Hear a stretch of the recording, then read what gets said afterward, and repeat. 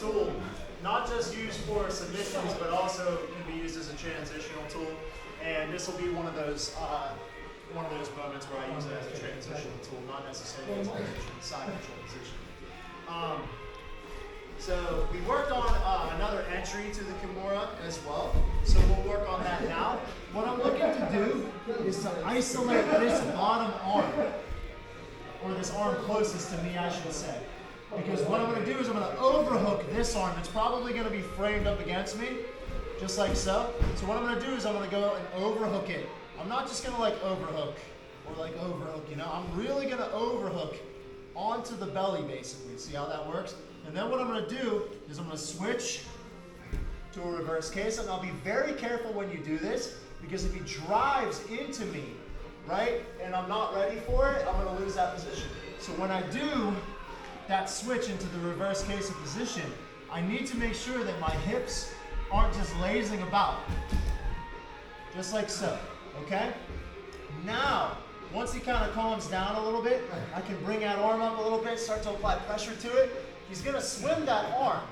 When he swims that arm down is when I'll capture it, and then we'll go back to the side control position to try to finish this Kimura. 9 times out of 10, what's going to happen is he's probably going to grab his belt, okay? So once I lock this in, the goal is to go back to the side control position, except he's got his belt. And that's completely fine. What I'm going to do is I'm going to drive my weight back. So I'm going to kick my legs up a little bit and kind of sprawl myself back. I just one-handed. To pull him to his side.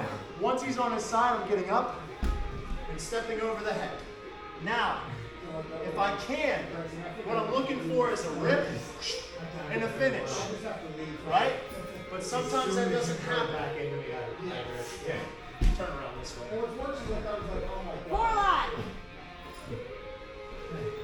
Hey, this is for my Kimura instructional. BJJ fanatics. And you're interrupting I do this one. And you're interrupting me? I do this one. Good, you bought the instructional. I did a clinic on it. I gave you the controller. And He hit me in the head once. I did this. On Monday, I literally did this to everybody on Monday. Okay, everybody good? So anyways, we go to this position here. We're trying to get the finish, right? Sometimes that doesn't happen. So what we're going to do is we're going to do 2 different things from here. First one's going to be, I'm going to step off the head to the back, and I'm going to go head and arm seatbelt, and then I'm going to sprawl back, okay? What I want is my chest to the flat of the back. I don't want to be like over, like this, right? Because there's a little bit of space underneath that he can probably turn hard into, right? So I don't want this. I want to get low and drive him forward, okay? If he tries to turn towards me, I've got some pretty good pressure, right? If he tries to get up to the turtle position, I'm staying heavy. Deal? Everybody cool with that? Pretty easy peasy, right? I don't even need to show anything from here right now. Just getting to that side back position is what I want, okay? So once again, from the beginning, what I'm looking for is to move my bad guy and try to isolate that arm, overhook, switch to the reverse Kesa, okay? Now you guys can see I got that overhook. I'm actually kind of like threatening that arm a little bit, right? So if I start to like lean into it, you kind of see how it like maybe panics him a little bit into thinking it's like a razor lock. It's not really, but it kind of feels like it. But as soon as that arm like floats over, grab your Kimura, go back to the side control position for your finish. Except bad guy will grab that belt. It's going to be a little harder to finish. So what I'm going to do is I'm going to sprawl my bad guy back, up, and over. If I can get the rip to finish, perfectly fine. But if not, we're going to step to the back. Just like I just did, actually. We're going to step to the back, and we're going to shoot head and arm here, and we're going to sprawl back. And you guys are going to practice that control there, okay? Does anybody have any questions? All right, 1, 2, 3. You guys still defensive. So this is just like just an alternative thing that we can do from this position instead of stepping behind and going for the what we call the heavy hang. What I'm going to do instead is I'm gonna attack this lapel right here. So what I'll do is I'll let go, but I'll kind of backhand on this wrist just to kind of hold it in place for a moment and keep that pressure. If I just go like this, right, there's nothing holding that there. So I need at least like a little placeholder while I work to get this lapel. What I'm looking to do is get this lapel and pull it into my into my underhand, just like so, okay? So here, pull it over top. There we go. Just like so. All right, so move that hand around a little bit. It kind of locks it in place really nicely. I will still step off the back, just as I did to do the heavy hang setup, except now I have a lot more freedom because I'm controlling the elbow with the underhook, and I'm controlling this arm pretty much entirely with the lapel. Once I'm here, I'm gonna go inside the gi at the back of the neck, so we call this the luggage. So if you guys, take your carry on right here, I'm gonna stand up. I'm gonna sit him up on his butt. So stand, sit him up. Now I can sit behind him, and what I wanna do is I wanna focus on getting my hook on the weakened side.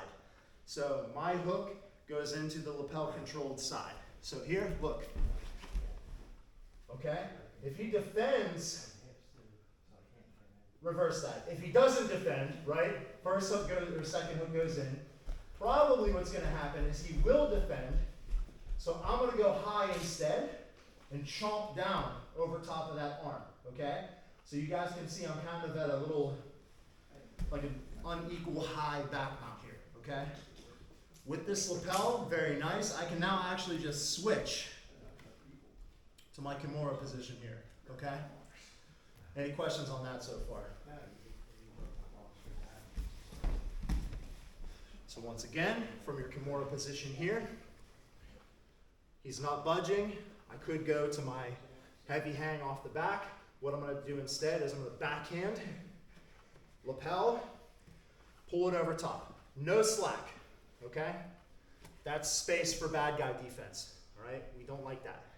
So, look, really yank it over top, okay? Locks that hand in place better, all right? Now I've stepped off. You guys can see, hand goes into the back of the gi, and I'm gonna stand up. Sit my bad guy up, sit behind, first hook. Second hook if possible. See, I did it.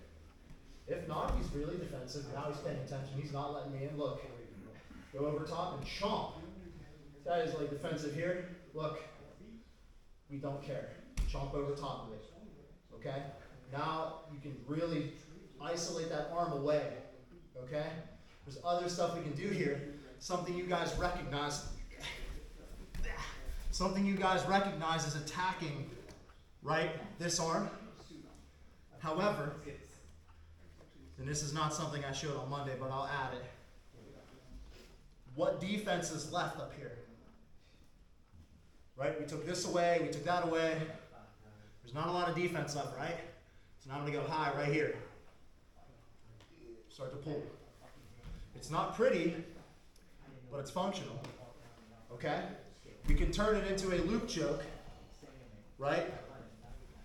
But you always get rid of something to go to something else.